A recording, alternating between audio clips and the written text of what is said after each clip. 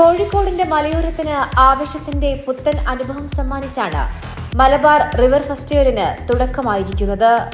France, New Zealand, Norway, Italy, Russia, Spain എന്നീ രാജ്യങ്ങളിൽ നിന്നുള്ള കയാക്കർമാർ ഉൾപ്പെടെ 8 രാജ്യങ്ങളിൽ നിന്നുള്ള 13 അന്താരാഷ്ട്ര കയാക്കർമാരാണ് മലബാർ റിവർ ഫെസ്റ്റിവലിന് തുഴയെറിയുന്നത്. 3, 2, 1, go!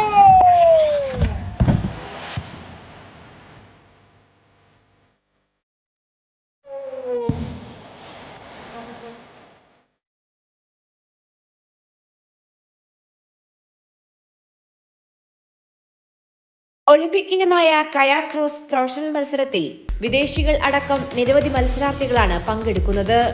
വിദേശ താരങ്ങളോടൊപ്പം നിസ്തുൽ കോടഞ്ചേരി, ബിശ്വാസ് ആദം എന്നീ 3 മലയാളി താരങ്ങളും പ്രൊഫഷണൽ മത്സരങ്ങളിൽ പങ്കെടുക്കുന്നുണ്ട്.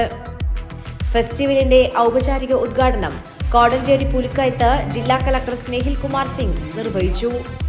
കേരള ടൂറിസം ഡയറക്ടർ ശിഖ സുരേന്ദ്രൻ ചടങ്ങിൽ അധ്യക്ഷയായി. ചലച്ചിത്ര താരം ബിനു പപ്പൻ മുഖ്യാതിഥിയായിരുന്നു. കോഴിക്കോട് ആദ്യമായിട്ടാണ് വരുന്നത്.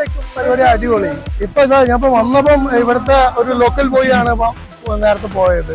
ഈ പുഴയിൽ നീന്തി പഠിച്ച ഒരാളാണ് പോയത്. ലൈക്ക് അങ്ങനെ ഫോറിനേഴ്സും അല്ലെങ്കിൽ ഔട്ട്സൈഡ് ഇന്ത്യയിൽ നിന്ന് വരുന്നവരായിട്ടുള്ള കോമ്പറ്റ് ചെയ്യുമ്പോൾ ലൈക്ക് അത് നല്ലതല്ലേ?